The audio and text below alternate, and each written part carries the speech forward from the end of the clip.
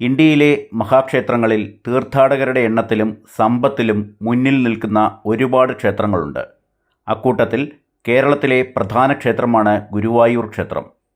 ഇക്കഴിഞ്ഞ ചിങ്ങമാസത്തിൽ ഒരു ദിവസം തന്നെ ഗുരുവായൂരമ്പലനടയിൽ 354 വിവാഹങ്ങളുമായി ഗുരുവായൂർ ക്ഷേത്രം വാർത്തകളിൽ ഇടം പിടിച്ചിരുന്നു.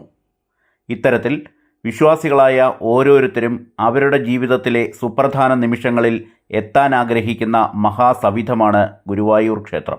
ഗുരുവായൂർ ക്ഷേത്രത്തിൻ്റെ ഭരണകാര്യങ്ങൾ നിയന്ത്രിക്കുന്ന ഗുരുവായൂർ ദേവസ്വത്തിൻ്റെ സ്വത്ത് സംബന്ധിച്ച ഏറ്റവും പുതിയ വിവരങ്ങൾ ഇപ്പോൾ പുറത്തുവിട്ടിരിക്കുകയാണ് ഗുരുവായൂർ ദേവസ്വം. ഇതനുസരിച്ച് ഗുരുവായൂർ ദേവസ്വത്തിന് 1 ടണ്ണിലേറെ സ്വർണം സ്വന്തമായുണ്ട്. രേഖകൾ പ്രകാരം 1084.76 കിലോ സ്വർണമാണ് ഗുരുവായൂർ ദേവസ്വത്തിന് സ്വന്തമായിട്ടുള്ളത്. ഇതിൽ 869.2 കിലോ സ്വർണം SBIയുടെ 4 സ്വർണ്ണ നിക്ഷേപ പദ്ധതികളിൽ ഗുരുവായൂർ ദേവസ്വം നിക്ഷേപിച്ചിട്ടുണ്ട്.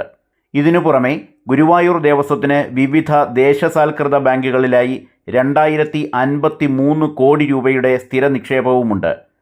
ഭൂസ്വത്തായി 271 ഏക്കർ ഭൂമി ഗുരുവായൂർ ദേവസ്വത്തിന് സ്വന്തമായുണ്ട്. സ്ഥിര നിക്ഷേപം, സ്വർണ്ണ നിക്ഷേപം എന്നിവ വഴി SBIയിൽ നിന്ന് മാത്രം കഴിഞ്ഞ സാമ്പത്തിക വർഷം 7 കോടിയിലേറെ രൂപ പലിശ ഇനത്തിൽ ദേവസ്വത്തിന് ലഭിച്ചു. അതിന് മുൻവർഷങ്ങളിൽ 6.5 കോടിയിലേറെ രൂപയാണ് പലിശ ലഭിച്ചിരുന്നത്.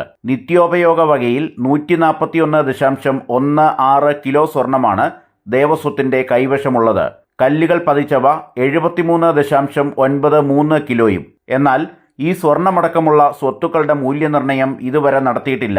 ആ മൂല്യനിർണ്ണയം കൂടി നടത്തിയാൽ ഇന്നത്തെ വിലയ്ക്ക് 81.30 കോടി രൂപയുടെ സ്വർണമുണ്ട് ഗുരുവായൂരപ്പന്. ഏറ്റവും പുതിയ കണക്കനുസരിച്ച് 44 ആനകളാണ് ഗുരുവായൂർ ദേവസ്വത്തിനുള്ളത്. ഗുരുവായൂർ ദേവസ്വത്തിന്റെ സ്വത്തുക്കൾ മൂല്യനിർണ്ണയം നടത്തണമെന്നാവശ്യപ്പെട്ടുള്ള പൊതുതാൽപര്യ ഹർജി ഹൈക്കോടതിയിലുണ്ട്. ഹർജി അടുത്തയാഴ്ച ചീഫ് ജസ്റ്റിസ് ഉൾപ്പെട്ട ഡിവിഷൻ ബെഞ്ച് പരിഗണിക്കും.